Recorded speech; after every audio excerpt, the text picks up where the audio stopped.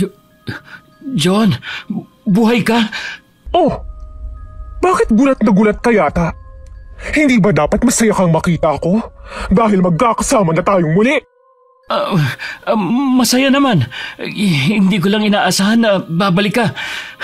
Pasensya ka na kung nagulat ako ha.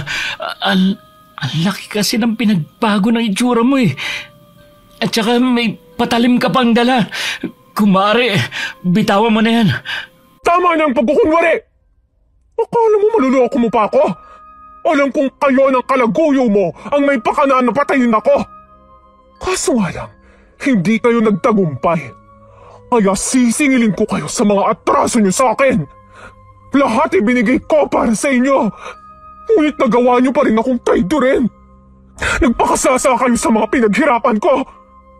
Ngayong nakabalik na ako, kukunin ko ang lahat ng aking pagmamay-ari.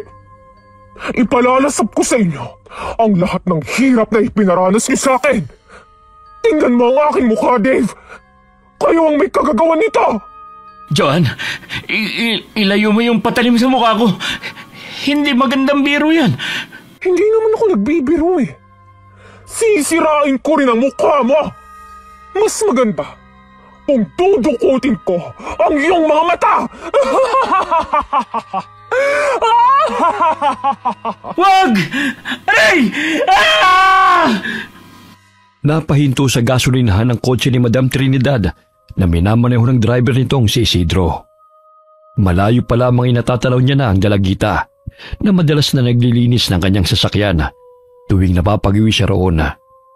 Pinagbuksan niya ito ng bintana at binati siya nito bitbit ang basahan. Magandang umaga po, ma'am. Gusto niyo po bang linisin ko ulit ang salamin ng sasakyan niyo? Maalikabok na po, oh. Oh, nag-iisa ka lang yata. Nasa lang kasama mo?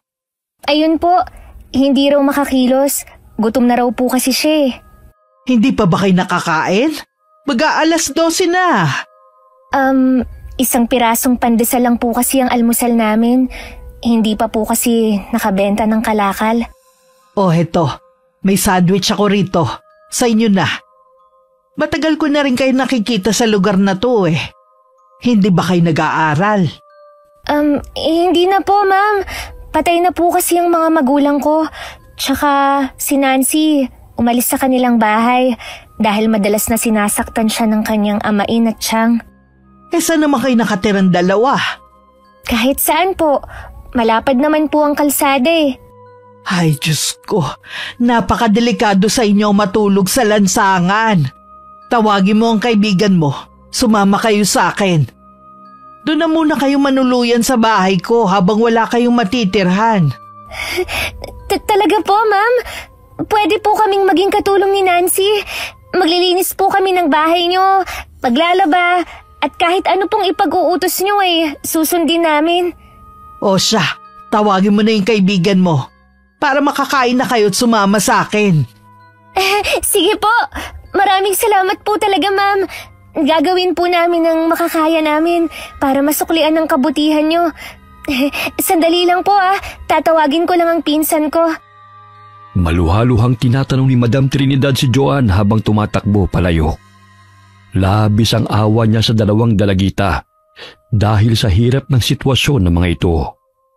Sumagi pa sa kanyang isipan na maaaring mapahamak ang magpinsan mula sa masasamang tao na mananamantala sa pagiging inosente nila.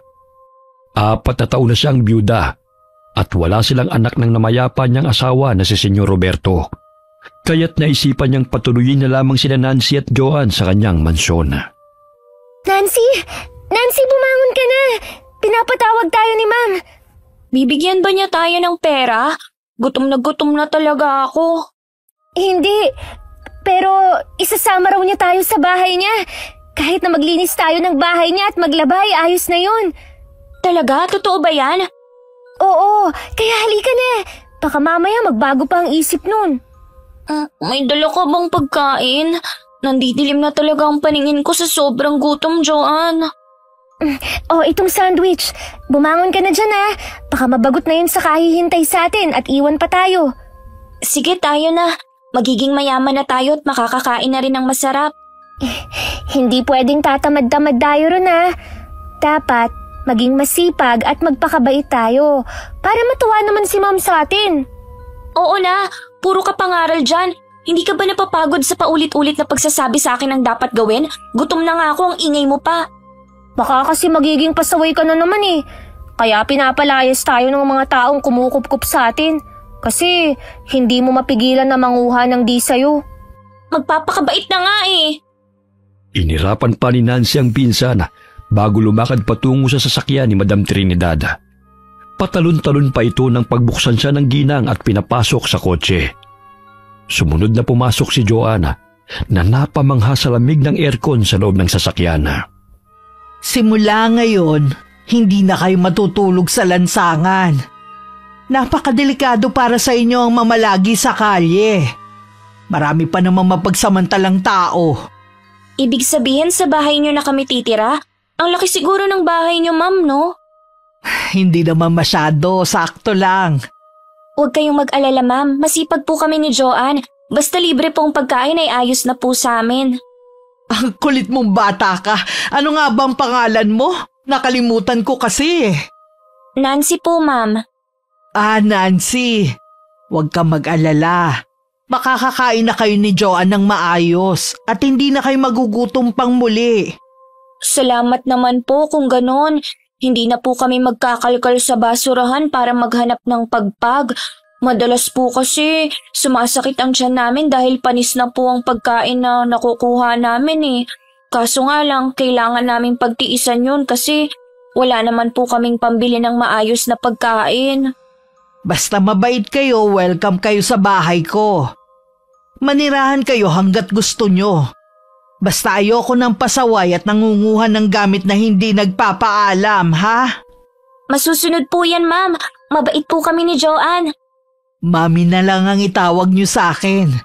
Tutal parang nanay nyo na rin naman ako eh. Totoo po ba? Sige po, ma'am.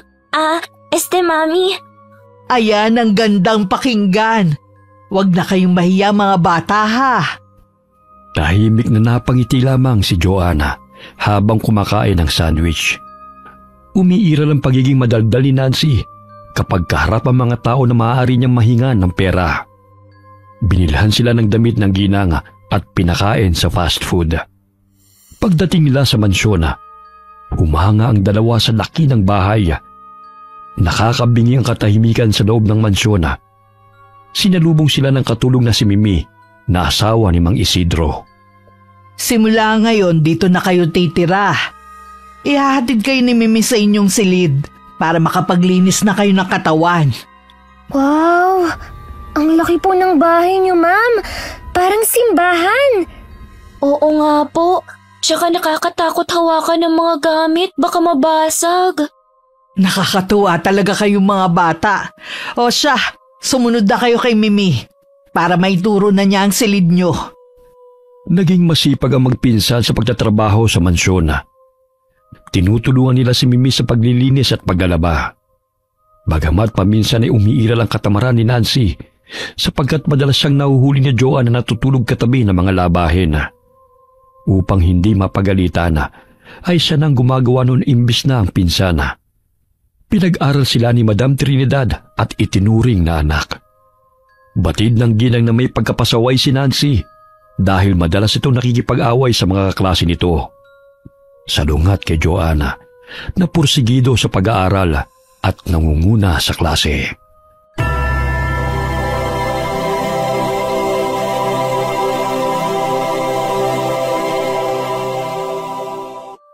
Lumipas sa mga taon at nakilala ng ginang ang ugali ng dalawang ampon. Parehong mahal niya ang mga ito, ngunit paminsan-minsan ay nagiging sakit ng kanyang ulo si Nancy. 8:00 na, hindi pa nakakauwi si Nancy. Alam mo ba, Iha, kung saan pumunta ang pinsan mong yon? Hindi po, Mi eh. Hindi rin siya sumasagot kahit kanina ko pa tinatawagan. Patay ang linya ng cellphone. Napapadalas ang pag-uwi niya ng gabi Kahapon 9:00 na umuwi. Hindi na yun oras ng uwian ng mga estudyante Magpahinga na po kayo, Mi. Ako na po ang maghihintay sa kanya. Kung ganyan ang ugali ni Nancy, Hindi talaga maaasahan sa negosyo ang batang yon. Kahit hindi niya sabihin sa akin ng totoo, alam kong nagbubulakbol siya. Dahil may nakapagsabi sa akin na nakita siya sa isang bar nung isang linggo.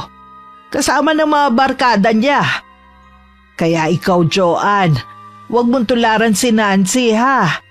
Walang patutunguhan ng buhay niyo kung malululong kayo sa bisyo. Opo, Mi. Sasabihan ko po siya pagdating niya. Hindi pa man nakakapasok sa kanyang silid si Madam Trinidad ay dumating na si Nancy. Nalalanghap nito ang amoy alak na hininga ng dalaga. Uminom ka na naman. Di ba sabi ko na sa'yo na iwasan mo na ang pag-inom ng alak? Ilang beses na kitang pinaalalahanan na walang patutunguhan ng buhay mo kapag inuna mo ang bisyo at barkada. Tapusin mo ang pag-aaral. Sa gayon ay meron kang maayos na kinabukasan. Mi, konti lang naman yung ininom ko. Kaarawan kasi ng kaklase ko eh. Nakakahiya naman pong hindi ako sasama sa kanila. Ang nakakaya kung saan-saan ka gumagala. Kababae mong tao, ginagabi ka sa pag-uwi kasama ang mga barkada mo. Kahit hindi ka magsabi ng totoo sa akin, alam ko kung saan ka pumupunta. Matulog na po kayo, Mi. Makakasama sa'yo magalit. Hindi ka na po bumabata. Matanda ka na kaya ingatan mo yung puso mo. Nancy, ang bibig mo ah. Huwag mong bastusin si Mommy ng ganyan. Lasing ka na kaya matulog ka na lang. Mi, hayaan niyo na po siya. Ako na ang kakausap sa kanya.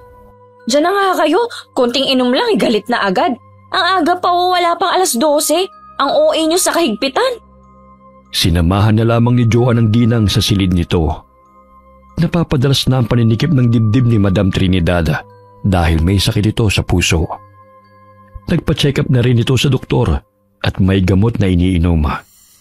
Bukod pa rin nalaman na may fatty liver ang ginanga kaya't hindi na ito pwedeng magpagod. Dahilan na kay Joanne niya binili ng negosyo na pagawaan ng mga sardinas at ilang store na pagmamayari nito. Makakasama po sa inyo ang magalit, Mi. Huwag niyo nang isipin si Nancy. Ikaw na muna ang bahala sa negosyo natin ha. Hindi talaga maaasahan ng babaeng yan eh. Imbes na tumulong sa atin, puro pagbubulakbol ang inaatupag. Matanda na ako, Joanne, at sa'yo ko ipapaubaya ang negosyo na pinaghirapan namin mag-asawa. Ayoko namang mapabayaan na lang yon at ipagkatiwala kahit kanino. Huwag po kayong mag-alala, Mi. 1 taon na lang makakagraduate na ako sa aking kurso na business management. Makakapag-focus na rin ako sa negosyo. Pinapangako ko sa inyo na gagawin ko ang lahat ng best ko para maging proud po kayo sa akin. Mahal na mahal ko po kayo, Mi. Mahal ko kayong dalawa ni Nancy. Kaya madalas ko siyang napagsasabihan. Sana ang mindset niya katulad ng sayo. Ilang beses nang nagpabalik-balik sa kolehiyo, nasa sekundarya pa rin. Matututo rin po siya. Kapag may kailangan po kayo, tawagin niyo lang po ako ha. O sige na, magpahinga ka na rin anak. Napabuntong hininga na lamang si Madam Trinidad habang tinatanaw ang papalabas na si Joanna. Magkaduguman ang dalawang ampon, ngunit magkaiba ang ugali ng mga ito. Naging matigas ang ulo ni Nancy at naging palasagot na rin ito sa kanya. Hindi kagaya ni Joanne na masunurin, masipag sa pag-aaral at tumutulong sa pamamalakad sa negosyo. Buti gising ka pa. Kumain ka na ba? Alam mo, Joanne, kung gusto mo akong pangaralan, pwede ba ipagpabukas mo na? Nakakarindi na kasi ang boses mo eh. Paulit-ulit na lang. Isa pa, mas matanda ako ng 2 taon sa'yo kaya hindi ko na kailangan pakinggan ng mga magic words mo, no? Yun na nga 2 taon kang mas matanda sa akin. Kaya dapat, ikaw ang mas responsable at nakakaalam ng tama at mali. Mahiya ka naman, Nancy. Kinupkup na nga tayo at pinaaral ni Mommy Trinidad kahit na hindi niya tayo kaano-ano Dapat nating suklian ang lahat ng ginawa niyang kabutihan sa atin. Alam mo, Joanne, hindi ako santa kagaya mo. Wala namang masama na mag-aliw pa minsan-minsan. Ang boring kaya dito sa bahay, lalo na hindi ko pinangarap na tumira sa kumbento, no? Alam mo, Nancy, sumusobra ka na talaga ha. Yan na ba ang natututunan mo sa iyong mga barkada, ha? Alalahanin mo, kinupkup tayo ni Mami Trinidad para pag-aralin, para mapabuti ang kinabukasan natin at hindi tayo pag-alagala sa lansangan. Baka gusto mong pulutin uli sa kalye kung patuloy kang ganyan, ha? Para mo din malaman, Joanne, bida-bida ka. Ikaw na lang ang palaging magaling, matalino at dapat tularan. E di ikaw na nagmamay-ari ng corona na perfect person. Matulog ka na nga, ang ingay-ingay mo eh. Ang sakin lang kasi, suklian natin ng mabuti ang lahat ng pagmamahal at sakripisyo ni Mami sa atin. Hindi yung sakit ng ulo ang ibibigay mo. Puro kalakwatsi. Tama na yung 1 o 2 beses na pinagtatakpan kita. Pero hindi pwedeng palagi na lang. Eh di isumbong mo. Palibhasa, umiiral na naman yung pagkasipsip mo. Tumahimik na lamang si Joanne na lumabas ng silid ng pinsana. Malaki ang pinagbago ng ugali ni Nancy mula nang mapasama sa kanyang mga barkada. Noon tamad lamang sa gawaing bahay. Ngunit kalaunan ay naging palaway at mainitin ang ulo kapag sinisita sa maling ginagawa nito. Nakapagtapos sa kolehiyo si Joanne sa kursong Business Management. Kaya't labis ang tuwa ni Madam Trinidad nang parangalan ng dalaga bilang cum laude. Bagamat nakaismid si Nancy nang marinig na pinagmamalaki na naman ng ginang sa mga amiga nito ang tagumpay ni Joanna. Nag-celebrate sila sa mansyon kasamang malalapit nilang mga kaibigan. O diba? Ikaw na talaga ang matalino girl at paborito. E di ikaw nang pinagpala. Tigil-tigilan mo nga ako sa kagaganyan mo, ha? Eh kung inuna mo ang pag-aaral kaysa pagka-cutting classes, sana sabay tayong nakagraduate ngayon. Kaya pagbutihan mo ang pag-aaral mo para makagraduate ka na. Nakakatamad ng mag-aral eh, sasabog ng utak ko. Hindi pa pumapasok sa isip ko yung mga lessons. Palibhasa, alak ang palagi mong iniisip. Tse, paminsan-minsan na nga lang eh. Hindi lahat nabibigyan ng pagkakataon na makapag-aral. Ang swerte nga natin dahil nakilala natin si Mommy eh. Dahil kung hindi, sigurado akong naghihirap pa rin tayo hanggang ngayon. Tama na nga yan, ipapakilala ko sa iyo mga kaibigan ko. Inimbitahan ko sila.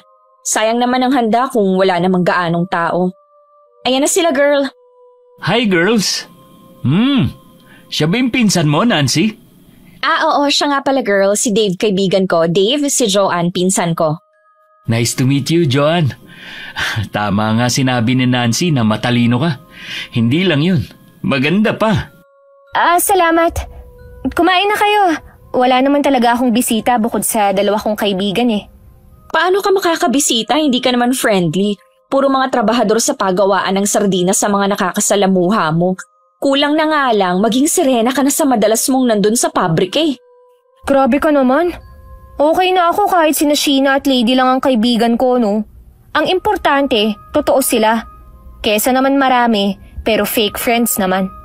Lumalabas na naman ang katarayan mo, Nancy, ha? Party to ng pinsan mo. Kaya huwag mo namang awayin.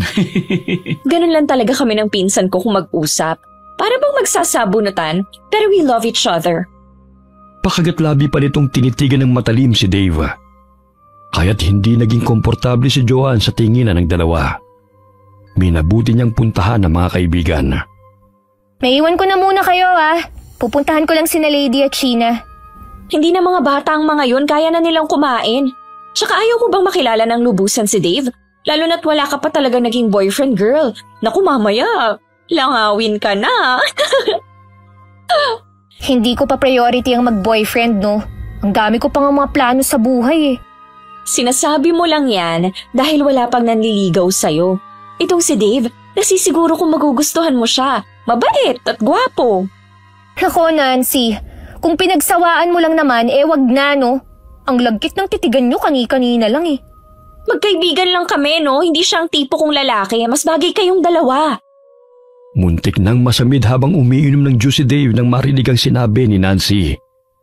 Animoy pinagtutulakan siya nito kay Joanna na nooy halatang nahihiya na rin sa ginagawa ng pinsan. Ano ka ba, Nancy? Pwede bang tumigil ka na? Pinagtitingin na tayo ng mga bisita, oh. Hayaan mo sila. Iba naman ang agenda ni na Mami eh. Paminsan-minsan, lumandi ka rin kasi. Hindi yung palagi ka na lang seryoso. E di sana magmadre ka na lang kung ayaw mong ligawan. Lukarot ka talaga. Maging ang kaibigan mo, nahihiya na rin sa pinaggagawa mo eh. Hayaan mo siya, sanay na yan sa akin. Isa pa, mga walang yaya mga kaibigan ko, no? Ay, ewan ko sa'yo, Nancy. Tuluyan nang umalis si Joanne sa kinaroroonan ng pinsana sapagkat hindi na siya komportable sa panunukso nito sa kanya kay Dave. Natapos ang selebrasyon ng 10:00 ng gabi at nagsiuwian na rin ang mga bisita. Bagamat ang gabing yun ay simula ng pagpaparamdam ng binata kay Joanna hanggang sa araw-araw na itong bumibisita sa mansyon. Nahihiya may mas minabuti ng dalaga na kausapin na lamang ang binata. Dave, ikaw pala. Nakaalis na si Nancy eh. Pumasok na sa eskwela. Hindi naman siya ang pakay ko rito eh, kundi ikaw. Pwede ba kitang yayaing lumabas? Ha? Pasensya na ah. May pupuntahan pa kasi ako eh. May kailangan pa akong asikasuhin sa store. Ganun ba? Gusto mo, samahan na kita. Naku, hindi na. Kaya ko naman ng sarili ko eh. Isa pa, nandyan naman si Mang Isidro. Wala naman akong gagawin eh. Sa pagkakaalam ko, malayo ang store nyo rito. Bago ko makalimutan, ito palang bulaklak para sa'yo, Joanne. Salamat. Nag-abala ka pa talaga. Joanne, pwede ba kitang maging kaibigan? Nakakahiya man sabihin pero gusto kasi kitang makilala ng lubusan eh. Kung ano-ano siguro ang pinagkikwento ng pinsan ko sa'yo tungkol sa akin oh. Pasensya ka na kagabi ah. Baliw lang talaga si Nancy. Kaya kung ano-ano na lang ang lumalabas sa bibig nun. Ako talaga nagkusa na puntahan ka. Kung pwede lang naman na maging kaibigan mo. Hindi kita mamadaliin. Pero pwede bang sa ngayon, maging driver mo muna ako? Sige na nga. Ang kulit mo rin eh. Yun! Tara na! Ay teka, sabihan ko na lang si Mang Isidro para makapagpahinga na rin muna siya rito. Kinuha ni Dave ang cellphone sa kanyang bulsa nang marinig niyang tumutunog ito. Nakita niyang tumatawag si Nancy, kaya agad niya itong sinagot. Hello, Nancy. Nandito na ako sa bahay niyo. Sinundo ko na si Joanne. Mabuti at pumayag. Mabuti naman kung ganon. Sinabi ko nang marupok din yung pinsan ko eh. Mabait naman yan, kaya kilalanin mo ng lubusan. Gumala kayo para makuha mo ang loob niya. Hay nako, alam mo naman... Tayo na? Nasabihan ko na si Mang Isidro. O siya, aalis na kami. Mamaya ka na tumawag. Agad na pinatay ni Dave ang cellphone nang mapansin si Joanne na naroon sa kanyang likuran. Pangiti niyang hinarap ang dalaga at kinindatan pa niya ito. Sorry, may kausap ka pala. Tumawag ang pinsan mo. Siniguro talaga na nandito na ako. Ano pa ang sabi niya? Sasamahan kita at ipapasyal kung saan mo gusto. Alam mo, Joanne, mahal ka talaga ni Nancy. Binabalaan pa ako na ingatan daw kita. Malilintikan pa ako kung may mangyaring masama sa'yo.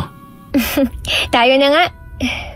Tinanghali ako ng alis eh, dahil pinainom ko pa si Mami ng gamot. Kumusta na pala siya? Ayun, ayos naman. Yun nga lang, pinagbawalan siya ng doktor na mapagod. Kaya hindi na siya pumupunta sa pabrika. Paminsan-minsan na lang siya bumibisita sa mga store namin. Kaya, eto, busy ako. Sa'yo na talaga pinagkatiwala ni Madam ang negosyo niyo, ha? Hindi lang naman sa akin eh, pati na rin kay Nancy. Kaso nga lang, lukarit ang babaeng yan. Ayaw pumunta sa pabrika dahil tutubuan daw siya ng kaliskis dun. Paano ba naman kasi? Pinalilibutan siya ng sardinas dun. Nakakatawa ka rin palang kausap, Joanne. Akala ko seryosong tao ka eh. Hindi no, may kalokohan din namang nalalaman. Lalo na kung kaming mag-usap ni Nancy. Naku, parang nag-aaway palagi. Pero normal na sa aming dalawa yun. Mula pa pagkabata magkasama na kami. Kwento niya sa akin ang buhay niyo. Humanga nga ako sa inyong dalawa eh. Lalo na sa'yo, Joanne. Bakit naman? Dahil nag-aral ka ng husto at nakapagtapos. Hindi katulad ng pinsan mong yun. Puro lakwat siya. Ex-girlfriend siya ng pinsan ko. Kaso naging close kami noon pa man. Kahit naghiwalay sila, nanatili ang pagkakaibigan namin. Ganun ba? Hindi ko na maalala kung sinong boyfriend niya ang tinutukoy mo. Ang dami rin kasi niyang pinakilala sa akin eh. Nakalimutan ko na nga ang mga itsura ng mga ex niya. Habang tinatahak nila ang daan patungo sa store, ay patuloy silang nag-uusap. Hanggang sa natagpuan ni Joanne ang sarili na hindi na naiilang kay Dave. Lumipas ang ilang linggo. Nagkamabutihan sina Dave at Joanne dahil sa madalas nilang pagsasama. Hanggang sa nanligaw ang binata sa dalaga at sinagot niya ito. Talaga bang sinasagot mo na ako, Joanne? Sampalin mo nga ako kung hindi ako nananaginip. Gusto mo yatang bawiin ko pa eh. Ay, hindi na. Basta mahal, pangako ko sa'yo na hindi kita sasaktan. Gawin mo na lang, wag puro salita. Action speaks louder than words, no? Kahit araw-araw ko pang pagsigawan na mahal kita. Gusto mo, umakyat pa ako sa tuktok ng puno at ipagsigawan yun eh. Loko-loko! Mula sa ikalawang palapag ng mansyon ay natatanaw ni Nancy ang masayang pag-uusap ni na Joanne at Dave. Kaya't bumaba siya ng hagdan at nakisali sa dalawa. Biglang nahinto si Dave sa pagkipagkulitan kay Joanne nang mapansin ang papalapit na si Nancy. Oh, bakit parang ang saya niyo yata? Nancy, sinagot na kasi ako nitong pinsa mo eh. Salamat dahil ikaw naging tulay para magkalapit kami. Ganun ba? Di mabuti. Para naman hindi matigang yan sa Joanne. Luka-luka ka talaga. Anong matigang ka riyan? Napaka-dirty-minded mo. Oh, bakit? Diyan naman kayo papunta Isa pa, huwag ka ng pa-inosente effect, girl. Sa panahon ngayon, hindi na uso yan. Namiss ko ng mag-night out. Labas naman tayo, girl. Anong night out? Usapan natin, kapag nakagraduate ka na, ako mismo ang manlilibre sa'yo sa night out. Sa ngayon, mag-focus ka muna sa pag-aaral. Ang pag-aaral, hindi talaga para sa akin eh. Huminto na lang kaya ako. At ano naman ang gagawin mo, Aber? Ayaw mo nga rin magtrabaho sa pabrik eh, dahil nalalansahan ka sa mga sardinas. Tapos kahit magbantay ng store, ang bilis mong mabagot. Natahimik na lamang si Nancy. Ilang sandali umalingaw-ngaw sa loob ng mansyon ng malakas na sigaw ng katulong na si Mimi na nagmumula sa silid ni Madam Trinidad. Kaya't dali-dali nilang tinungo yun upang tukuyin kung ano nangyayari. Sumambulat sa kanila ang umiiyak na katulong at nakahandusay na si Madam Trinidad. Hawak-hawak nito ang dibdib dahil inatake ito ng stroke. Dali-dali silang tumawag ng ambulansya dahil pangalawang pagkakataon nang na-stroke ang ginanga. Sa pagkakataong yun ay hindi na ito nakaligtas dahil pumutok na ang ugat nito sa utak. Halos gumuho ang mundo ni na Joanna nang sabihin ng doktor na pumanaw na kinikilala nilang ina. Kaya napayakap na lamang siya kay Nancy na nooy umiiyak na rin. Nancy, wala na si Mommy. Paano na tayo ngayon? Hindi pwede to. Baka naman pwede pa siyang maagapan, ha? Sinabi na ng doktor na patay na si Mommy. Ginawa naman nila lahat ng makakayanan nila, ngunit wala na talaga eh. Alam kong mahal na mahal niyo si Madam Trinidad.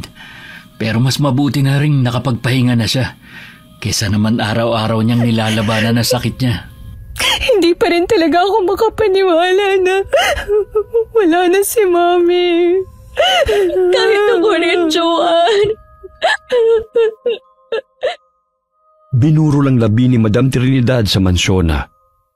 Araw-araw na umiiyak si Joanne dahil sa pagdadalamhati.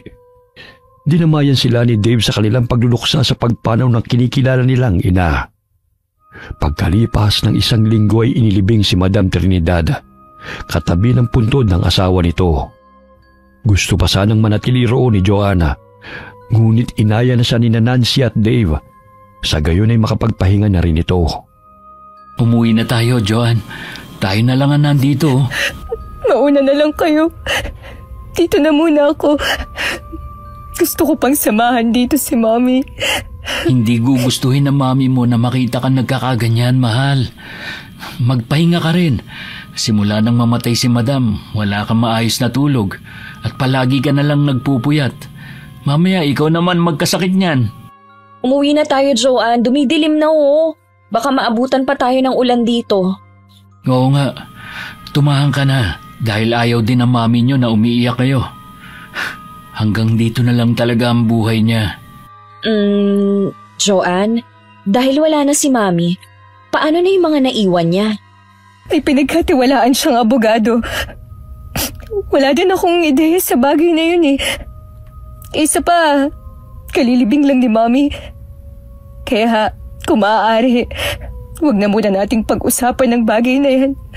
Nagtatanong lang wala namang masama doon ah. Wala nga. Ayoko lang pag-usapan yan sa ngayon. Okay. Nagkatinginan sina Nancy at Dave habang hinahaplos ng binata ang likod ni Joanna.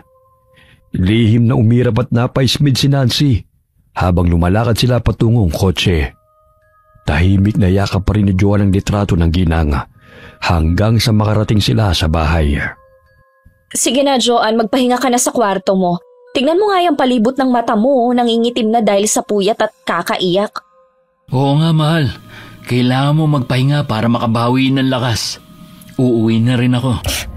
Sige, salamat sa paghatid, Dave. Kung nagugutom ka, girl, sabihan mo lang ako. Magpapaluto ako kay Aling Mimi. Hindi na. Busog pa ako. Magpapahinga na lang ako sa kwarto. Inihatid ng tingin ni Nancy ang pinsan habang paakyat ito ng hagdana. Ilang sandali na baling ang pansin nito kay Dave na nooy malagkit na nakatitig sa kanya. Oh, bakit ganyan ka kung makatingin? Akala ko ba uuwi ka na? Hanggang kailan ba tayo magiging ganito, Nancy? Namimiss na kita. Gusto na kita makasama. Hanggat hindi ko pa nakukuha ang aking mamanahin, konting tiis na lang at magkakasama na tayo. Kailangan mong dumikit kay Joanne para magkapera. Isa pa, maaari mo siyang manipulahin dahil ang taong matalino nagiging bulag sa pag-ibig. Wala na kasi yung tiwala sa akin pagdating sa pera, kaya ikaw ang gagawa ng paraan para malaki ang makukuha nating yaman. Nancy, nakukonsensya na ako eh. Ang bait ng pinsan mo para lukuhin natin siya ng ganito. Nakukonsensya ka o nahuhulog na ang loob mo sa kanya? Usapan natin, bawal kang ma-fall sa kanya. Pera-pera lang to, Dave. Gawin mo lang ang trabaho mo. Ikaw ang kailangan ko, Nancy. Miss na kita. Okay, pagbibigyan kita mamaya. Sa dating tagpuan at parehong oras. Hihintayin kita dun. Alam mo namang ikaw lang ang nagpapasaya sa akin eh. Ikaw lang ang kaligayahan ko. Basta sundin mong lahat ng pinag-uutos ko sa'yo. Kung gusto mong maangkin mo ko. Napangisi ang binata sa sinabi ng dalaga. Maya-maya'y nagpaalam na ito upang umuwi. Lingid sa kaalaman ni Joanna na matagal nang magkarelasyon sina Nancy at Dave. Pinagplanuhan ng dalawa na paibigin siya upang makuha ang parte ng kanyang mana kung sakaling magpakasal sila ni Dave. 8:00 ng gabi umalis si Nancy sa mansyon at tumungo sa motel kung saan madalas silang pumupunta ni Dave. Doon may nangyari sa kanila bilang gantimpala ni Nancy sa pagsunod ng binata sa mga utos nito. Wala ka talagang kupas, babe. Wala pa sakaling kingan mong pinsan mo. Boring sa kama. Tsaka nagtitiis lang talaga ako sa kanya, kagaya na sinabi mo. Malapit na tayong magkasamang muli. Makuha ko lang ang mana ko. Pwede na tayong pumunta sa ibang bansa. Tsaka kailangan mo rin kunin ang parte ng yaman niya. Hindi ako papayag na konti lang ang parte ko, no? Pareho kaming ampon. Ako ang nakatatanda, kaya dapat mas lamang ang akin. Tiram mo naman siya kahit konti. Kahit papano may pinagsamahan naman kayo. Pwede naman yung isang store sa kanya. Hindi naman siya maluho, kaya sapat na yun kay Joanne. Isa pa hindi bagay sa kanyang maging mayaman dahil parang ka-levelan talaga ni Joanne ang katulong. Parang hindi mo pinsan si Joanne kung magsalita ka. Naiinis kasi ako minsan sa kanya eh. Pabida. Siya na lang palagi ang tama sa mata ni Mami noon pa man. Sayang ka na naman. Nagsalubong na naman yung kilay mo. Mas maganda ka at makinis kaysa sa kanya. Kaya hindi ka dapat ma-insecure. Teka. May nangyari na ba sa inyong dalawa? Oo. Di ba sabi mo gawin ko lahat para mahulog ang loob niya sa akin? Parte ng pagiging magjowa namin ng romansa, di ba? Bakit ngayon mo lang sinabi sa akin? Mamaya nag-e-enjoy ka na pala sa kanya at ipagpalit mo na ako. Naku, nagseselos ka na naman eh. Siyempre hindi ko sinabi sa'yo dahil hindi naman tayo nag-uusap palagi. Isa pa, strategy ko yung ipakita na loving and caring ako. Sa gayon, effective ang pagpapanggap natin. Oo na, gets ko na. Kahit mabuntis mo pa siya, wala akong pakialam. Basta marami akong parte sa mana. Muling hinalikan ni Dave sa labi si Nancy at muling may namagitan sa kanila. Tila walang kapaguran ng binata sa labis na pagnanasa sa katawan ng dalaga. Samantala, kinabukasan, nagising si Joan nang tumunog ang kanyang cellphone at ang abogadong tumatawag sa kanya. Sinabi ni Atty. Cruz na gusto nitong makausap ang magpinsan tungkol sa last will ni Madam Trinidad. Kaya't agad siyang bumangon at tumungo sa kwarto ni Nancy. Bagamat nagtaka siya kung saan naman ito pumunta, kaya tinawagan niya ang pinsan. Hello, Nancy. Nasaan ka? Pupunta raw rito ngayon si Atty. Cruz. May sasabihin siyang importante. Pinuntahan ko lang ang kaibigan ko. Sige, uuwi na rin ako. Maya-maya nandito na si attorney. Hihintayin ka na lang namin. Okay, bye. Oh, saan ka pupunta? Minsan lang tayo magkasama, aalis ka na agad. Kailangan kong umalis dahil pupunta ang abogado sa bahay. Babasahin ang last will and testament ni Mommy. Excited na akong makuha ang mamanahin ko. Sinabi ko na sa kanya dati na sa akin ang mansyon. Talaga? O siya, hatid na kita ron. Tanga ka ba? Hindi ka pwedeng pumunta sa bahay ngayon, no? Mamaya pag hinalaan pa tayo. O di kaya may makakita sa atin. Agad na umalis ng motel si Nancy sakay ng taxi. Malalim na buntong hininga ang kanyang pinakawalan nang bumaba ng sasakyan na may malapad ng ngiti sa kanyang labi. Mapapasakin ang mansyong ito at ang pera na naiwan ni Mommy Trinidad. Magagawa ko ng lahat ng gusto ko at hindi ko na kailangan pang mag-aral. Nandiyan na pala si Nancy, attorney. Late na ba ako? Hindi pa naman. Pinagmerienda ko na lang si attorney habang hinihintay ka namin. Sige na po, attorney. Ready na po kami. Basahin niyo ng last will ni Mommy. Psst! Nancy, umayos ka nga. Parang kiti-kiti ka naman eh. Ang sabi mo, nanggaling ka sa kaibigan mo. Bakit may mga pulang marka yung leeg mo? Kinamot ko ang kati-kati. Maalikabok at may mga surot ang kwarto niya kaya itong inabot ko. Parang kiss mark yan eh. Tapatin mo nga ako. Hindi ka sa bahay ng kaibigan mong babae pumunta kagabi, no? Kundi sa boyfriend mo. Pwede ba mamaya na natin pag-usapan yan? Nakakahiya kay attorney, oh. Inirapan ni Nancy ang pinsan at nabaling ang tingin sa kumakain na abogado. Ilang sandali nagsalita na ito at nagsimula ng basahin ang last will and testament ni Madam Trinidad. Babasahin ko na ba, Nancy? John? Ako si Trinidad Sanchez. Nagdedeklara na ito ang aking huling habilin at testamento. Kailangan na magtulungan sina Nancy at Joan sa pamamalakad ng cannery sa gayon pantay ang hatian sa kita. Kailangan makapagtrabaho ni Nancy sa pabrika ng 1 taon upang matutunan niya kung paano ang pamamalakad sa cannery, maging sa mga store bago makuha ang kanyang parte sa mana. Hindi maaaring tanggalin ng mga trabahador na matagal nang nagtatrabaho sa cannery, maliban na lamang kung may ginawang hindi kanais-nais na ikababagsak ng negosyo. Ang mansyon ay mapupunta kay Joan bilang gantimpala sa lahat ng sakripisyo upang mapalago ang negosyo at madagdagan ng 3 branches. Maiiwan rin sa kanya ang 3 store na siya mismo ang naghirap. Ano? Paano ako? Saan ako titira gayong hindi nakapangalan sa akin ng mansyon? Halos lahat na lang napunta kay Joan. Pareho kaming kinupkup ni Mami. Bakit naman konti lang ang parte ko, attorney? Dahil si Joan mismo nagpalago ng negosyong ito na muntikan ng malugi. Kaya malaki ang shares niya sa negosyo. Maaari ring lumaki ang shares mo. Yun ay kung paghihirapan mo. Paano kung hindi ako makapagtrabaho sa pabrika? Ang lansadon at ayoko nakikipaghalubilo sa mga trabahador. Gaya ng nakasaad sa testamento, makukuha mo lang ang perang iyong mamanahin kung tutulong ka sa negosyo. Alam naman nating pinaghirapan nilang mag-asawa ito, kaya iiwan nila sa inyo upang maipagpatuloy ninyo ang kanilang nasimulan. Pambihira naman, hindi naman makatarungan ng hatian sa mana. Ang liit nang napunta sa akin at pahirapan pa bago ko makuha ang pera. Kailangan ko na yun.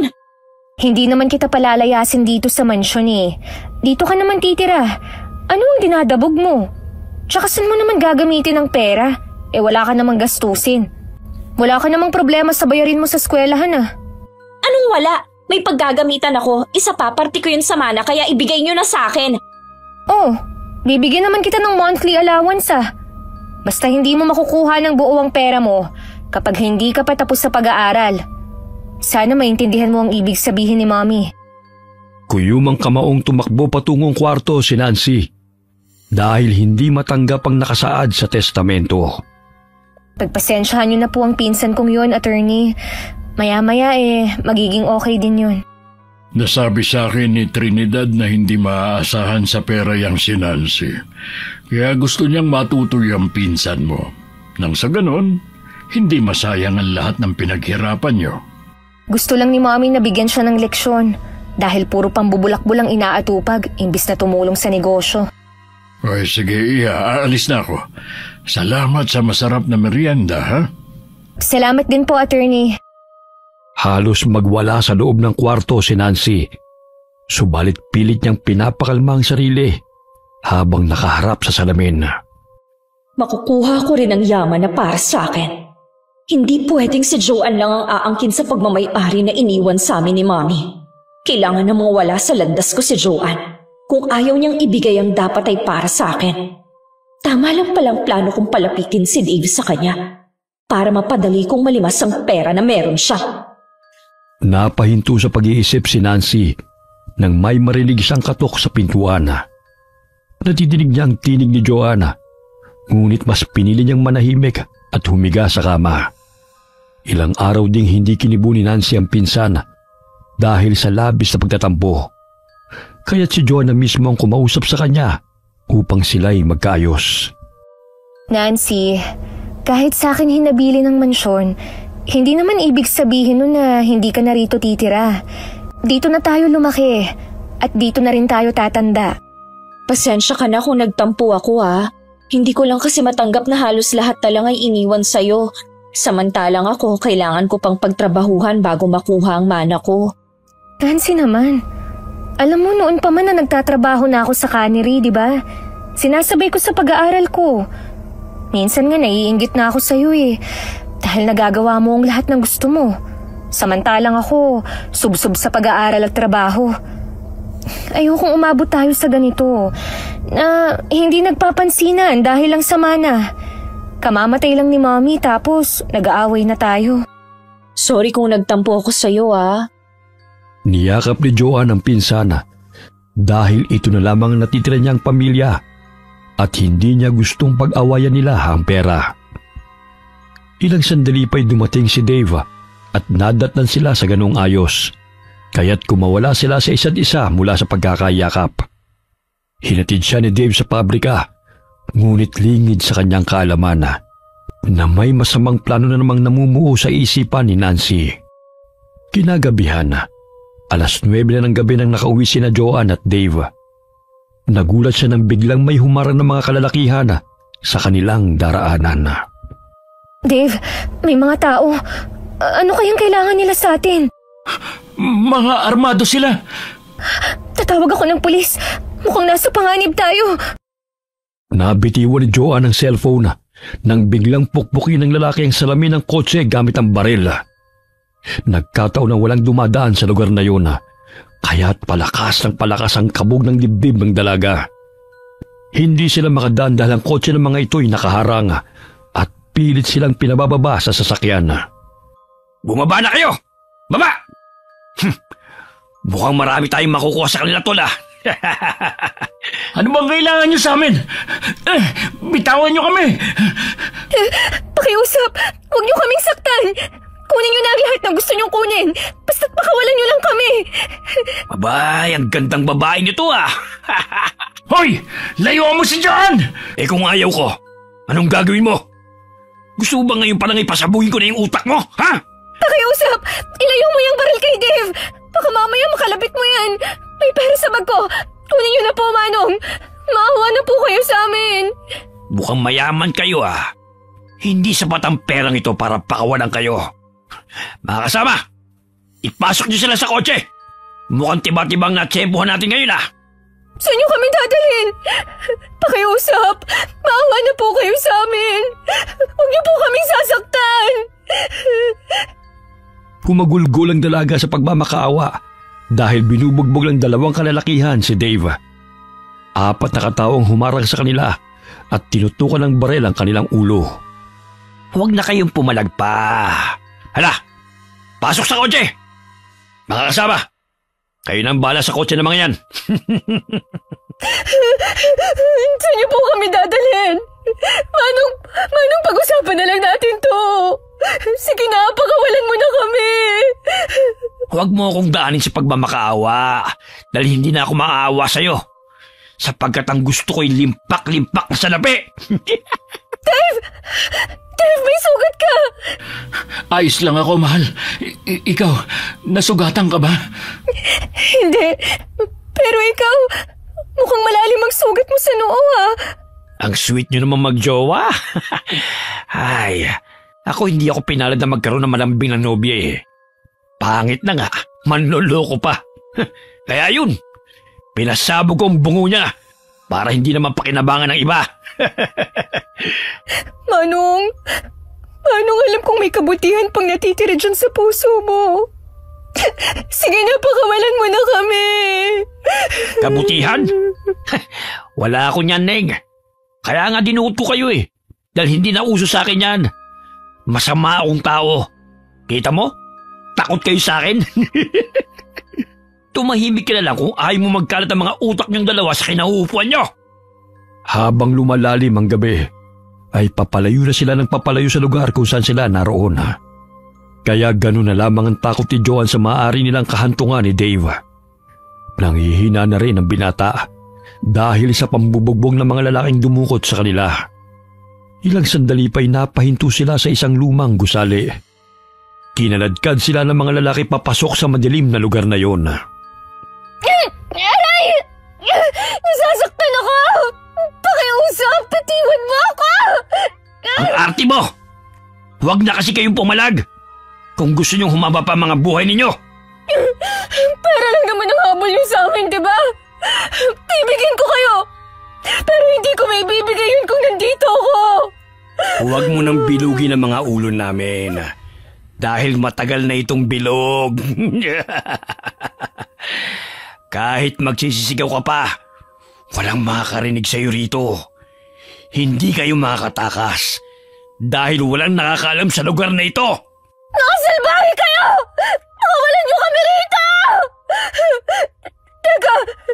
Saan niyo dadalhin si Dave? Manong, maawa na kayo! Huwag niyo siyang saktan! Itinulak ng isang lalaki si Joan sa madilim na silid. Tangi ang liwanag lamang ng buwan ang nagbibigay sinag sa madilim na paligid. Kinaladkad nila si Dave hanggang sa hindi na ito matanaw ng dalaga. Napahalukip-kip ito sa sulok ng silid dahil sa labis na takot at pangamba.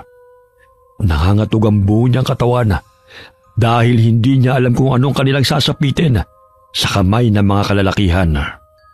Sumilip siya sa pintuan upang tingnan kung anong ginagawa ng mga ito sa nobyo.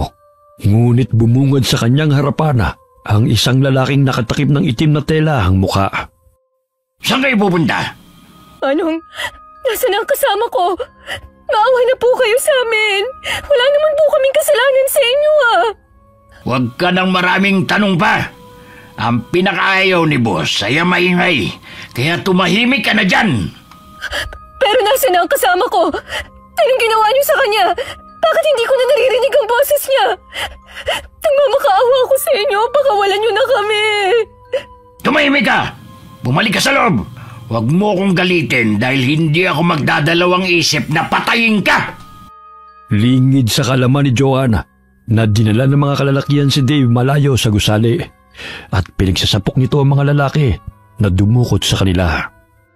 Mga gunggong! Nilakasan niyo talaga yung pagpukpok sa ulo ko, no? Muntik pa ako mamatay sa ginawa niyo ah! Pasensya na po, boss. Sabi kasi ni ma'am na gawin namin ang makatotohanan ng pagdukot sa inyo para matakot po yung babae. Oh, ano sabi ni Nancy sa inyo? Dito na muna raw yung babae niyan. Tapos ikaw ipahatid na lang sa mga tauhan ko. Palalabasin na dinala ka sa malayo. Sinira niyo pa yung cellphone ko, mga buwisit kayo! Pasensya na po, sir. Hindi ko sila sadyang maapakan kanina. O sige, umalis ka na nga sa harapan ko. Kundi lang ako nagpipigil kanina, pinatay na kita. Ang sakit ng noo ko ah! Napatakip ng ulo ang lalaki gamit ang mga braso nito nang ambaan siyang susuntukin ng binata. Ilang sandali tumunog ang cellphone ng lalaki at gusto makausap ng tumatawag si Dave. Ilang sandali pa'y sumakay ng kotse ang binata at iniwan sa madilim at masukal na lugar na yon si Joanna kasama mga kalalakihan. Napalukip-kip sa sulok ng silid si Joanna hanggang sa masandalan niya ang maliit na pinto ng silid at nabuwal siya.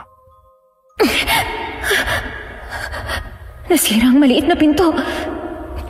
Makakatakas na ako rito. Mabuti at may exit door ang kwartong pinaglagyan sa akin. Pero kailangan kong hanapin kung saan nila dinala si Dave. Narinig ng dalaga na may paparating kaya't dali-dali siyang gumapang palabas ng silid na yon. Ngunit nakita siya ng lalaki na tumatakas kaya hinabol siya nito. Hoy! Saan ka pupunta? Bumalik ka rito! Hinila nito ang paa ni Joan pabalik ng silid kaya't gano'n na lamang ang pagpupumiglas ng dalaga. Aray! Patiwan mo ako! Hayop ka! Iisa mo pa talaga ako ah! Ako mananagot kapag nakatakas ka! Kaya halika rito! Walang hiya ka! Patiwan mo ako! May nakapang bato si Joanna kaya't walang pag-aalinlang ang pinukbok niya yon sa ulo ng lalaki. Ngunit sinuntok siya nito sa sikmura dahilan na makaramdam siya ng sakit sa kanyang puso na.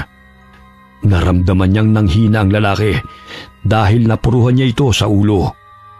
Kinuha niya ang baril nito at itinutok niya yun sa ulo ng kalaban. Sinong nag-utos sa inyo na dukutin kami? Kung hindi ka magsasalita, masasabugin ko tong bungo mo!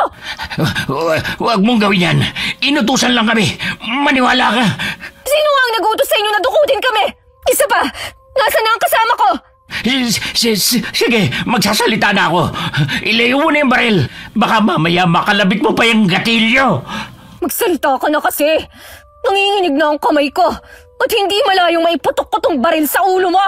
Yung kapatid mo. Oh, siya. Yung magandang babae at yung lalaking kasama mo. Pakiusap, huwag mo akong patayin. Inutusan lang nila kami kapalit na malaking halaga. Sino Nancy at Dave? Totoo ba yung sinabi mo, ha? Oo nga eh. Kung ayaw mo maniwala, di wag. Basta ilayo mo na yung baril sa ulo ko. Nanginginig na itinutok ni Joan ang baril sa paa ng lalaki at ipinutok yun. Tinamaan sa binti ang lalaki, kaya't pumalahaw ito sa sakit. Nanlalamig ang katawan ni Joan na lumabas ng lumang silid na yun at tinahak ang madilim na daan upang tumakas. Ngunit hinabol siya ng mga lalaki nang makita siya ng mga ito.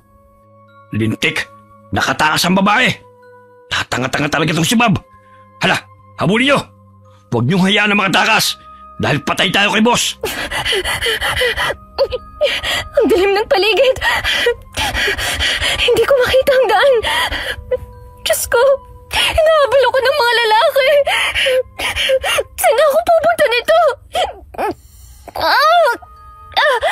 Aray! Ang sakit ng pusod ko! Hoy! Babae! Kaisa ka man pumunta! Maharap ka pa rin namin! Mapapagod ka lang sa kakatak mo! Aray! Ang sakit ng balakang at pusod ko! Sandali! Parang may nakapakong basa sa binti ko! Dugo! Tinudugo ako! Kahit nakakaramdaman ng kirot sa puso at balakang, pilit na lumakad palayo si Joanna. Napasandal siya sa puno nang marinig niya ang sunod-sunod na putok ng baril na pinapakaulan ng lalaki at nagsisisigaw pa ito. Kaya tumakbo siya ng tumakbo kahit hindi niya alam ang patutunguhan.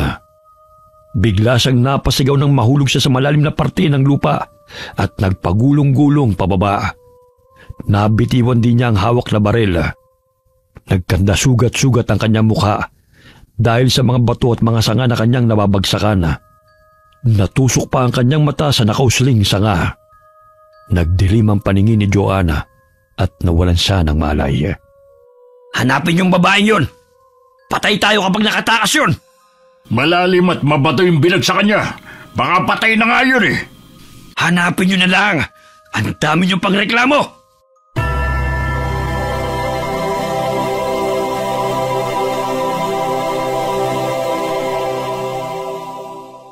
Nagkalat ang dugo ni Joan nang hilahin at kargahin siya ng matipunong lalaki sa likod nito. Pumapatak pa ang dugo na nagmumula sa kanyang mata sa lupa. Inilapag ng lalaki si Joan sa papag at inilapit ito ang mukha sa ilong ng dalaga at pinulsuan pa nito sa leeg. Sino ba naman yung dinala mo rito, Lando? Saan mo naman nakuha yan? Di ba sabi ko, huwag kang basta-bastang susugod sa mga baryo dahil mainit ka na roon. Marami naman tayong mga alagang itik at manok na maaari mong kainin kapag nagutom ka. Hindi ko po siya pinatay. Natagpuan ko po siya habang naghahanap ako ng hayop sa gubat. Hindi ko alam kung bakit siya naroon. Gamutin mo siya, Lola. Abay, unang beses na hindi ka natakam sa sariwan dugo at laman na. Buntis pa ang babaeng to. Pero dinudugo siya. Mukhang nakuda na siya. Mag-init ka ng tubig at dalhin mo rito ang mga halamang gamot ko para maagapan natin ang pagdurugo ng babaeng to. Sa hinuha ko mahigit 2 buwan na siyang buntis dahil naaamoy ko ang napakabangong sariwang dugo na lumalabas sa kanya. Ang ganda niya, Lola. Unang beses kong napansin na nahumaling ka sa babae. Noon dinadala mo rito para gawing pagkain. Gusto ko siya. Akin siya. Kunin mo muna ang bote na may sangkap na apdo at ipapainom ko yun sa kanya. Humihina na ang pulso niya at maaari siyang mamatay. Ibinuka ni Lola Aso ng bibig ng dalaga at pinataka ng malansang dugo na ibinabad sa apdo ng ahas. Umusal din ito ng orasyon na. Dinilaan ni Lando ang tenga ni Joanna upang yang gawin ito sa pamamagitan ng paglaway sa tenga ng dalaga. Mga aswang ang maglola na nakatira sa gubat. Bagamat isa ring manggagamot na aswang si Lola Asona. Maging ang matanday nagtaka sa kanyang apong si Lando na hindi nito pinatay ang dalagang natagpuan. Ako na lang po ang bahala maglinis sa duguan niyang katawan. Sinabi niyong buntis siya. Nariyan pa ba ang bata sa sinapupunan niya? Wala na. Ubos nang lumabas ang dugo. Malaki ang pinsala niya sa isang mata na maaari niyang ikabulag. Sa paligay ko'y tinapon ng babaeng yan doon matapos pahirapan. Ang dami niyang pasa sa katawan. Ang puti niya at maganda. Bilisan mo na ang pagpupuna sa kanya. Sa gayon mabihisan ko siya ng malinis na damit. Mamaya matunaw pa yan sa kakatitig mo Itatapal ko pa tong dinikdik na malunggay sa kanyang mata.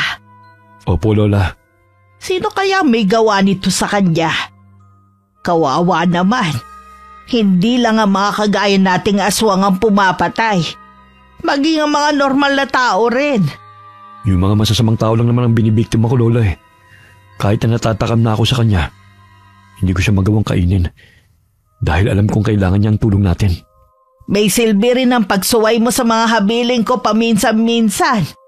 Kung hindi mo natagpuan ang babaeng to, natitiyak kong naubusan na siya ng dugo at tinangay na ng mababangis na mga hayop sa gubat. Mas mabangis pa ba sila kaysa sa akin? Malayo pa lang naamoy ko ng sariwang dugo. Kaya't inunahan ko na sila. Dampian mo ng tubig ang bibig niya para naman makainom siya kahit pa konti-konti. Malalim na bumuntong hininga ang lalaki habang nakatitig sa mukha ng dalaga. Ilang sandali kumilos ang dalaga at pilit na iminulat ang kanyang mga mata. Gising na po siya, Lola. Ay, mabuti naman kung ganon. Kunin mo ang tubig ng buko at ipainom sa kanya. Sino kayo? Pakiusap. Huwag niyo akong saktan.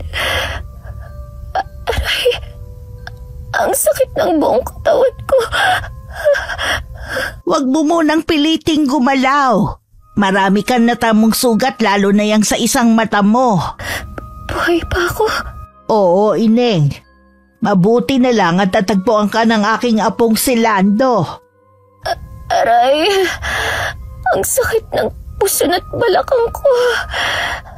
Ikinalulungkot ko, Ineng. Hindi na namin nailigtas ang batang nasa sinapupunan mo. Dahil sa dami ng dugo na lumabas sa'yo. Pinainom kita ng katas ng arukaw, kaya tumigil ang pagdurugo mo. Kung hindi, siguro maging ikaw hindi nakaligtas. Mga wala silang awa. Gusto nila akong patayin. Aray, ang sakit ng mata ko. Hindi ako makakita ng maayos. Huwag ka na munang masyadong kumilos dahil sariwa pa ang mga sugat mo. Malalim ang pinsala sa iyong mata. Ito pa ang buko. Sariwa pa to. Kapipitas ko lang nito kanina. Lumayo ka sa akin! Lola, papatayin niyo tayo! Huwag ka matakot sa kanya, Ineng. Siya ang aking apo na tinutukoy ko. Si Lando. Mabait naman siya kahit may katigasan ng ulo. May dala akong buko. Inumin mo to upang lumakas ka.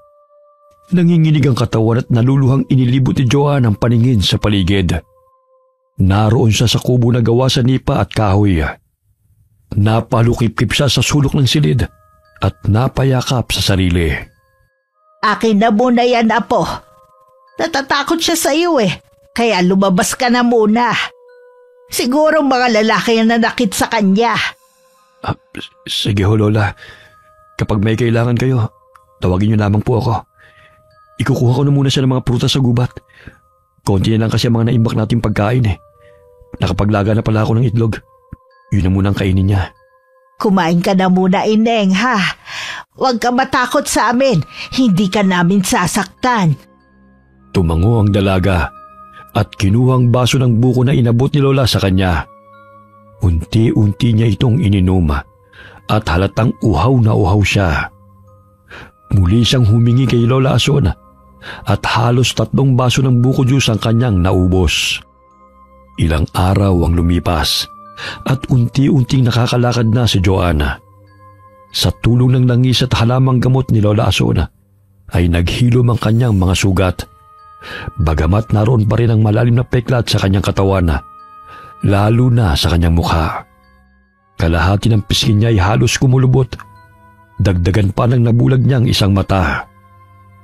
Maluha-luha niyang pinagmasdan ang refleksyon niya sa tubig na naroon sa batya at malaki ang pinagbago ng kanyang itsura. Babalikan ko ang lahat ng taong may kagagawan kung bakit ako nagkaganito. Nag-alaga ako ng mga ahas. Umiiyak ka na naman. Hindi lang naman panlabas na nyo ang importante. Sigurado akong mabait kang tao. Pwede bang malaman kung anong pangalan mo? Mahigit 2 linggo ka nang narito sa amin, pero hindi mo pa sinasabi sa amin ang pangalan mo. Joanne. Joanne? Huwag kang mag-alinlangan. Magsabi ka sa akin kung gusto mo ng tulong, ha? Ngayon lang din kasi ako nagkaroon ng kausap bukod kay Lola Matagal na ba kayong naninirahan ni Lola sa gubat? Bakit wala kayong mga kapitbahay? Payapang mamuhay sa ganitong lugar Lihim na napahanga ang dalaga sa binata. Moreno ito at hindi may pagkakaila na may kagwapuhan itong taglay. Kapag nabihisa ng maayos ay aangat ang gandang lalaki nito. Yun nga lamang ay punit-punit ang pantalon at ang damit nito na parang basahan. Buti naman kasa sa yung duster ni Lola. Pasensya ka na. Luma na yan Kapag nakabenta ko ng mga gulay at manok sa bayan, ibibili kita ng bago. Nako, hindi na. Ayos naman ako rito Hindi nyo na kailangan pang mag-abala pa o gumastos sa akin. Sapat nang kinupkup nyo ako at pinatuloy sa bahay nyo. Naalala mo ba kung saan ka natira? Hindi pa ito ang tamang panahon na bumalik ako ron. Kailangan ko pang magpalakas para harapin ang mga taong trumaydor sa akin. Huwag ka mag-alala, Joanne. Tutulong ako sa'yo. Mabutit nakakaalala ka pa sa kabila ng taas ng binagsakan mo. Kahit papanay sinuwerte pa rin ako. Babalikan ko sila at sisingilin sa lahat ng kinuha at atraso nila sa akin. Pati ang magiging anak ko'y pinagkaitan nila ng buhay. Ang tapang mo rin pala, Joanne. Bilib ako sa'yo. Hinagod ni Lando ang likod ng dalaga upang pakalmahin ito. Napansin niya ang galit sa mukha ni Joanne habang kuyom ang kamao nitong nakatingin sa kanya. Talaga bang tutulungan mo ako? Oo naman. Hindi mo niya tatanong. Marami na akong itinumbang masasamang tao. Lalo na yung mga magnanakaw at mga halangang kaluluwa. Pinipigilan lang ako ni Lola eh. Natatakot kasi siya baka ikapahama ko yung ginagawa ko. Ayoko lang kasing may nakikitang naagrabyadong tao eh. Kahit ganito lang kami na mahirap. Matutulungan mo nga ako. Ayoko nang maawa sa kanila. Sila mismo ang nagturo sa akin kung paano maghiganti. Tama yan, Joanne. Huwag ka masyadong maging mabait sa mga taong paulit-ulit ka nang niloloko. Namimihasa eh. Ang dapat sa kanila, bigyan ng leksyon. Lahat naman may limitasyon eh. Kapag sobrang bait mo, mabilis kang mauuto. Kagaya ni Lola. Naloko siya ng tinuring niyang kaibigan. Sa kanya pinaako ang karumal-dumal na krimen na hindi naman siya may kagagawan. Bata pa lang ako noon. Mga 10 taon pa lang siguro. Nadatnan niyang naliligo sa sariling dugo ang pamilya na kanyang pinagsisilbihan. Nakita siya ng kapwa niya katulong na kinakarga ang bunsong anak ng kanyang mga among nakabulagta sa sahig. Kaya ayun, siya ang sospek sa krimen. At idiniin pa siya ng kaibigan niyang katulong din. Pero hindi siya may kagagawa nun, kundi ang mismo nagturo sa kanya. Dahil pinagnakawan ito ang kanilang amo. Kaya tumakas kami at napadpad sa gubat na ito. Masakit din pala ang pinagdaanan ni Lola. Kaya naitanim ko sa aking utak na kailangan magbayad ng tunay na salarin sa lahat ng krimen. Sa panahon ngayon, ang mga inosente pang nadidiin.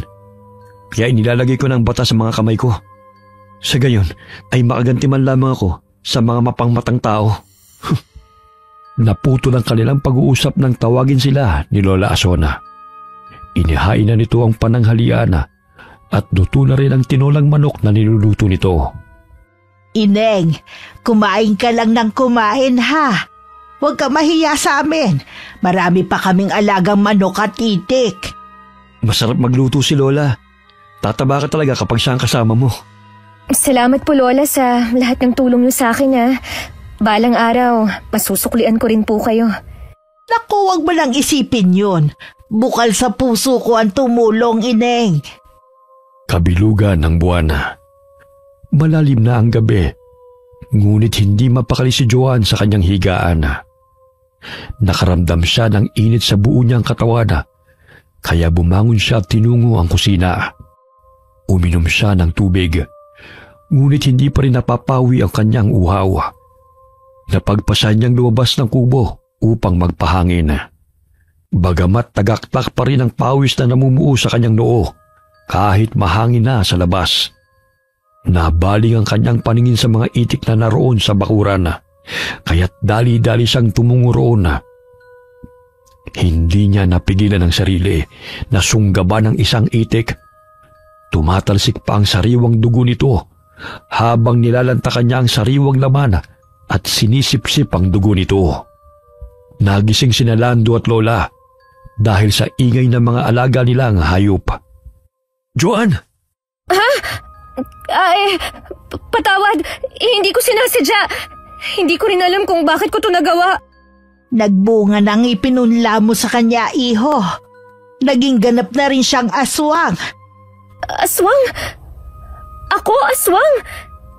Hindi ko po kayo maintindihan. Pasensya ka na, iha ha, kung hindi namin sa'yo sinabi agad. Dinilaan nila doon tenga mo upang yang gawin ka. Sa gayon mapapadali ang paggaling mo. Dahil kung hindi niya ginawa yon, natitiyak kung matagal ka ng patay. So, mga aswang kayo? Hindi kami masamang aswang, Joanne. Kagaya ng sinabi ko sa'yo, na mga halang ng bituka lamang ang pinapaslang ko. Si Lola naman, hindi siya kumakain ng laman ng tao. Mas gugustuhin pa niya magluto kaysa kumain ng sariwa. Pero, bakit ko kinain ng itik? Huwag ka mag-alala. Normal lang yan sa unang araw na hindi mo makontrol ang iyong sarili. Unti-unti mo rin namang maiiwasan ang pagkain ng laman at pag-inom ng sariwang dugo eh. Yun nga lang, hindi mo mapipigilan ang lakas na nananalaytay sa katawan mo dahil ganap ka ng aswang. Ayokong kumain ng tao, lalo na yung mga mabubuting tao. Mas gugustuhin ko pang pumatay ng mga masasama. Tulungan niyo po ako. Huwag ka mag-alala, hindi kita pababayaan. Mahigpit siyang niyakap ng binata at hinalikan sa noo kahit puno ng sariwang dugo ang mukha nito. Hindi niya may pagkakailan na naramdaman niya ang tunay na pagmamahal mula sa binata dahil naging mabuti ito sa kanya kahit wala siyang yaman. Joan, tatapatin na kita. Ginawa kong iyang gawin ka dahil gusto kong mabuhay ka. Simula na matagpuan kita, napamahal ka na sa akin. Pasensya ka na kung ito lang ang naisipan kong paraan upang madugtungan ang buhay mo. Wala naman akong pera para dalhin ka sa ospital eh.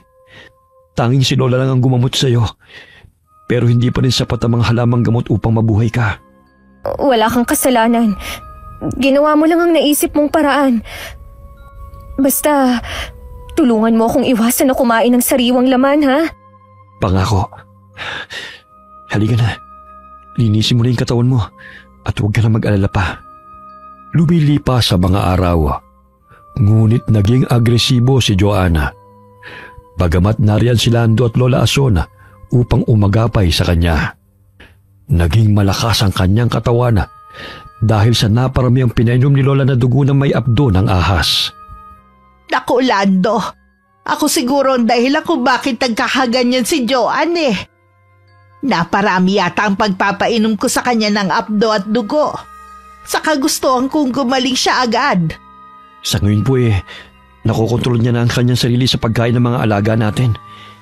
Yun nga lang, parang naging agresibo na siyang balikan ng mga taong nanakit sa kanya eh. Sinabi niyang trinaidor siya ng mga taong pinagkatiwalaan niya eh. Bantayan mo ng maigi si Joan ha. Mamaya umalis pa rito at mapahamak. Kinagabihan napabalikwas ng bangon si Joanna nang mapanaginipan sina Nancy at Dave kasama ang mga lalaking nagpahirap sa kanya. Tumatawa pa ang mga ito habang nakaharap sa kanya habang siya'y nasa silya.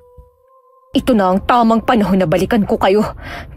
Hindi ko hahayaan na magpakasasa kayo sa lahat ng perang pinaghirapan ko. Mga traitor! Kinuha niya ang palakol na nakasandal sa dingding at umalis ng bahay. Nagising si Lando. Naminog ang kanyang mga mata nang mapansin na wala na sa papag na hinihiga nito si Joanna. Lumabas na naman siya. Kumakatay talaga ang ulo ko sa kanya. Ayun siya. Dinala pa talaga ang palakol ko. Masundan nga siya. Dali-daling lumabas ang binata sa bahay at iniwan na mahimbing na natutulog si Lola. Napansin niyang nanilisik ang mga mata ni Joanna nang mapalingon sa kanya at inambahan siya ng hawak nitong palakol. Oops! Ako to, Joan! Saan ka pupunta? Tara, umuwi na tayo. Ikaw na lang ang umuwi. May pupuntahan ako ngayon. Hindi kita pwedeng hayaan, no? Mamaya mapahamak ka pa eh. Nararamdaman ko ang kakaibang lakas na nananalaytay sa katawan ko. Ito na ang panahon na kailangan kong singilin si Nancy at Dave sa lahat ng pagkakautang nila sa akin. Hindi na ako natatakot na harapin sila. O sige, kung yan ang plano mo, sasamahan na kita. Hindi pwede mag-isa kang lumusob doon. Kapwa sila nagpalipat-lipat sa mga puno at mabilis na nagtatatakbo sa kasukalan. Tila walang kapaguran ng kanilang mga paa kahit malayo ang kanilang nilakbay. Nakarating sila sa mansyon kaya't napanganga si Lando nang makita ang malaking bahay sa kanyang harapan. Nandito na tayo. Halika na sa loob. Dito ka nakatira? Oo, bakit? Grabe, ang laki namang bahay nito. Hindi ka ba naliligaw sa loob?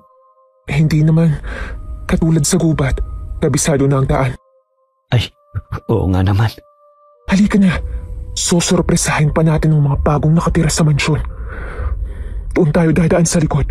Dahil may secret door doon na ako lang ang nakakaalam ng numero. Mabuti na lang talaga hindi naapektuhan yung utak mo. Kaya naalala mo pa ang lahat. Kahit hindi ko alam ang secret door na sinasabi mo, sasama pa rin ako sa'yo. 5, 4, 6, 6, 5. Ay, napindot ko na. Maya-maya ay bubukas na rin yan. Hindi tayo maaaring dumaan sa harap dahil may gwardyang bantay. Grabe naman ang pintuan nyo. Di pindot. Samantalang sa bahay namin, may tulak at kadena pa. Shhh! Huwag kang maingay. Baka may makarinig sa atin. Doon ka na muna sa kusina. Dahil wala namang pumupuntang tao dun sa ganitong oras. Dahil may kanya-kanyang refrigerator ang bawat silid. Ha? Ano naman yun? Ipapakita ko na lang sa'yo para hindi ka tanong ng tanong.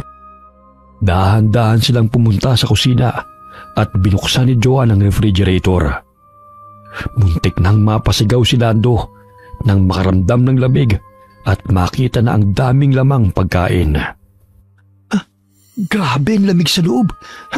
Pwede bang matulog dyan? Ang dami pang pagkain. Siyempre hindi. Dahil magiging yelo ka kapag pumasok ka riyan.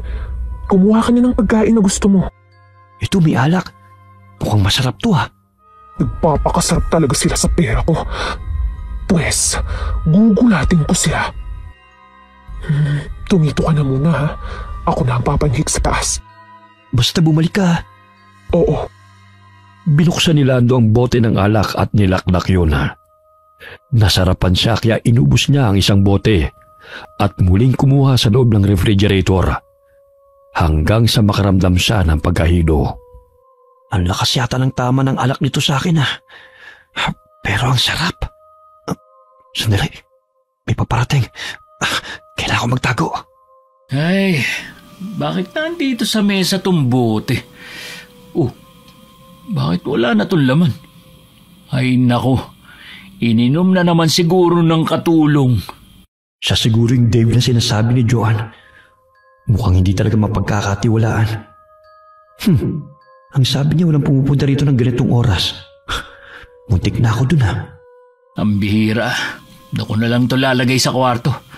Ang mahal pa naman ng alak na to tapos iinumin lang ng mga katulong. 5 to 2 na lang ang natira. Pailing-iling na lumakad si Dave paakyat ng hagdan. May nakita siyang nakatalikod na tao sa pag-aakalang ang katulong na kumuha ng alak ang naroon. Hoy! Ilang beses ko na sinabi sa inyo na huwag kayong kumuha ng pagkain at inumin sa ref.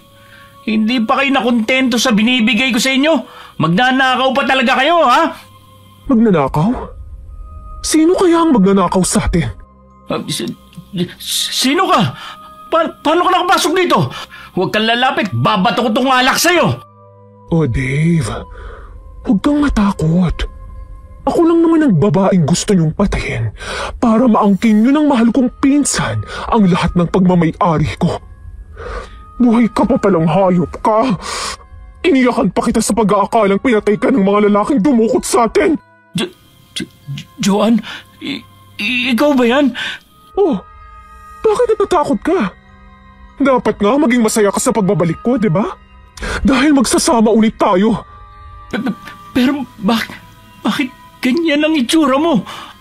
Ang pangit, tsaka hindi na kita makilala. Kayo ang may kagagawan kung bakit ako nagkaganito.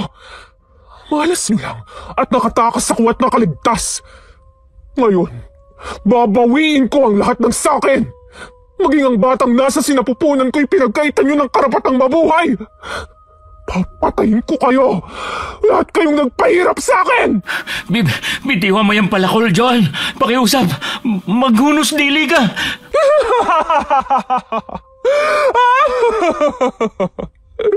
Nakakaliw pagmasta ng itsura mong nangangatog sa takot, Dave. Titigan mo ang mukhang ito. Dahil ito ang sanhi ng kasakiman niya. Nag-alaga ako ng ahas sa pamamahay ko na siyang tutok lang sa akin. Pues, babaliin ko yung mga buntot niyo at mga pangil! Binato ni Dave ang hawak nitong bote patungo sa aswang na si Joanna. Bagamat hinampas niya yon gamit ang palakol, dahilan na mabasag ito. Aatras na sana si Dave, ngunit may mga bisig na pumigil sa kanya. Oh, pare, saan ka pupunta? Kinakausap pa ng babaeng mahal ko. Alam mo, kahit ganyan ang itsura niya, mahal na mahal ko yan. Kaso nga lang ginago mo eh. Alam mo ba kung anong ginagawa ko sa mga taong kinamumuhian ko? Ha? Hinihila ko ang bituka at pinupulupot sa mismong leeg nito. Gusto mo bang iparanas ko yun sa'yo, ha? Pakiusap, huwag niyo ako saktan. Maawa kayo sa akin. Hawakan mo siyang mabuti, Lando, at sumunod kayo sa akin. Huwag kang magtatangkang sumigaw, Dave, dahil hindi kami magdadalawang isip na putulin yung leg mo. Narinig mo yan, pare? Tumahimik ka na kung ayaw mong baliin ko yung leg mo, ha? Para malaman mo, 50 ang katao ng pinatay ko. At parang madadagdagan pa ngayong gabi. Maawa na kayo sa akin. Pakiusap, pilayo mo yung palakol sa leg ko. Binuksan ni Joanne ang basement gamit ang susi na kinuha niya sa aparador. Malikabok roon na dahil matagal nang hindi nililinis. Yun ang lugar na ginawa niyang library nung siya'y nag-aaral pa. Pinaupo nila sa silya si Dave at itinali ng lubid. Bantay sarado siya ni Lando, dahilan na hindi ito makapalag. Bantayan mo lang mabuti ang hayop na yan. May bibisitahin lang ako sa taas. Pakiusap, Joanne. Huwag mo saktan si Nancy. Aba? Nakakaselos naman ang pag-aalala mo sa kanya. Ibisitahin ko lang naman siya at kiilitiin ang kutsilyong ito. Huwag mong gawin yan sa pinsan mo, Joanne. Hindi ka masama. Mabait kang tao na nakilala ko. Kayo ay nagturo sa akin na maging masama. Alam mo, Dave, wala na akong nararamdamang pagmamahal at awa sa inyo. Puro pot ang nangingibabaw sa puso at isipan ko. Kaya kahit magmakaawa ka man at lumuhod, hindi ko kayo mapapatawad sa lahat ng sakit na ipinaramdam niyo sa akin. Huwag ka na kasing paepal, pare. Tanggapin mo na lang kaparusahan na sasapitin mo sa kamay ng mahal ko. Kung hindi ka pa naman kasi gago eh, bakit gusto mo siyang patayin? Umalis ng silid si Joanne at tinungo ang kwarto ni Nancy. Walang nakapansin sa paglusob nilang dalawa, maging ang gwardyang bantay. Napamangha si Lando sa litrato na nakapatong sa mesa dahil yun ang maamong mukha ni Joanne na wala pang pinsalang natamo. Ang ganda pala ni Joanne. Tapos sasayangin nyo lang? Mga halang palang bitukan nyo eh. Alam mo pare, para bang may bumubulong sa akin na patay na kita ngayon. Nasisiyan kasi akong pumatay ng taong kagaya mo eh. Ilayo mo nga yung bunganga mo sa akin. Ang baho at tumatalsik pa yung laway mo. Mas mabaho pa ang pagkatao mo kaysa sa akin. Nagbihis ka lang ng magarang damit. Ngunit hindi natatabunan nun ang kasamaan na nananalaytay sa dugo mo. Samantala, binuksan ni Joanne ang kwarto at kinuha ang cellphone na nakalapag sa ibabaw ng mesa at inilagay sa bulsa. Maya-maya'y nagising si Nancy nang maramdamang may nakatanaw sa kanya at humahawi sa kanyang buhok habang natutulog. Babe? Sino ka? Lumayo ka sa akin! Nasaan si Dave? Oh, Nancy! Bakit nagulat ka? Ang sarap naman ang buhay mo rito, no? Kumusta naman yung pakiramdam na magpakasasa ka sa pera na hindi mo pinaghirapan? Sino ka? Anong kailangan mo sa akin? Ang bilis mo namang makalimot. Hindi mo ba ako na-miss? Ako to! Si Joanne! Ang trinaydor at pinapatay mo! Joanne? Buhay ka? Oo. Bakit? Ayaw mo ba? Naku naman. Hindi lang pala pera ang kinuha mo sa akin. Maging ang lalaking mahal ko na binaboy ako. Sa bagay, siguro matagal nyo nang pinagplanuhan na patayin ako upang makuha nyo ang lahat ng mga ari-arian.